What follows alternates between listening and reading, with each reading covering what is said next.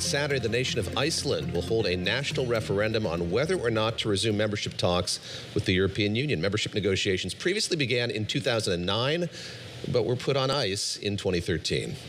I'm going to leave that. I'm going to leave that one right there. All right. The latest polling data shows the country is split almost down the middle, with 53% of people planning to vote yes and 47% planning to vote no, as Iceland weighs geopolitical pressure with a long history of independence. We talked to Sigfússon. He's a correspondent at RUV, Iceland's national broadcasting service, about why the country is considering this. Well, it was actually considered a decade ago. Iceland applied to join, and then after having closed a few chapters on accession talks, sort of decided, we're going to take a pause and see what happens. On one hand, it's because the 2 out of the 3 coalition parties in government right now are pro-EU and want to join, think it's a good move for Iceland and have campaigned on it and are sort of fulfilling their campaign promise.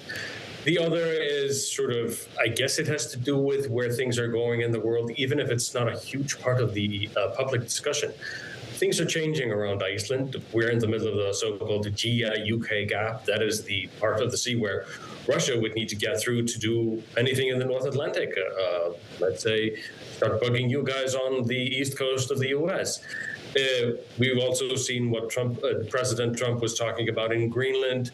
The Arctic is opening up. That's changing the economics of the area. It's also changing just the security and defense discussion.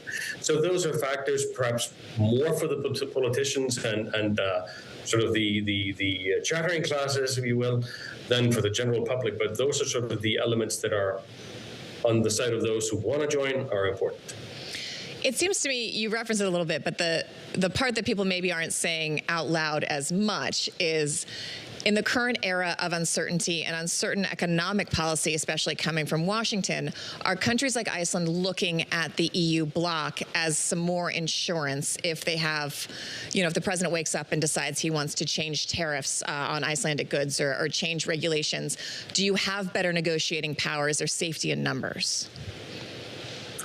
I mean, I think that's certainly part of the discussion. If you look at a small country like Iceland, who sort of historically, even if we're founding members of NATO and have had a bilateral defense agreement with the U.S. since 1951, we've always played that small power card when we needed to. We also negotiated with the Soviet Union when it was in our advantage.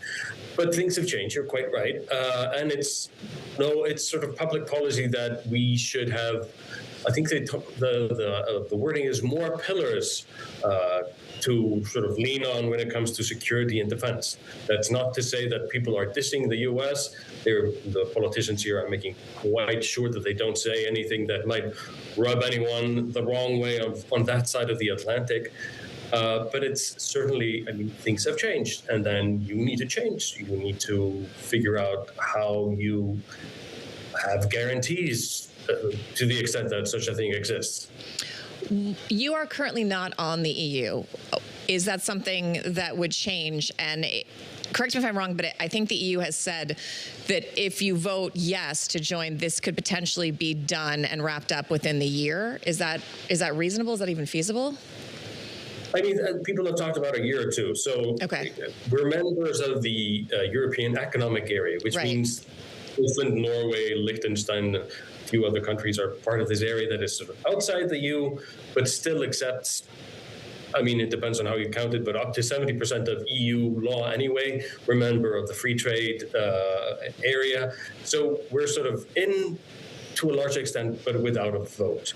So that is what would potentially change with joining. That is sort of the big deal, what would change. And of course, then there's the talk of what would we be giving up if we join.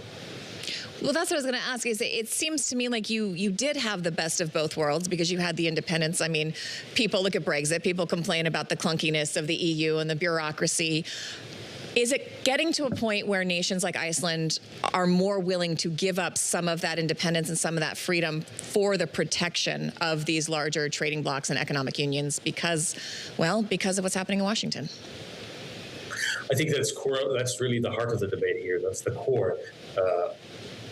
what are we giving? What are we gaining? Independence and sovereignty are very big for the people sort of that are against joining the EU. They fear giving up power to a centralized great bureaucracy in Brussels, and that will have virtually no say in how things are managed as a tiny nation.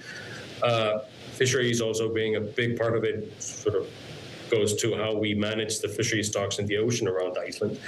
But yes, I mean, what is to be gained? What has to be given up? Of course, parts of the sovereignty would be given up in return for some benefits. It's also fairly likely or almost certain that Iceland would pay more into the common EU funds than we would receive as cash or donations or subventions or whatnot. But it's a very complex arithmetic, isn't it? I mean, what are you paying? What are you giving up? And what are you getting in return?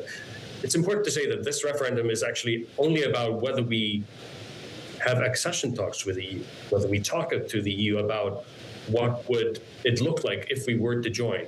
And then if it's a yes now in August, we'll have those talks for a couple of years. And then at the end of those negotiations, there will be a second referendum to say, do we actually like the deal or not? So in the end, it'll come down to the public, either now or then.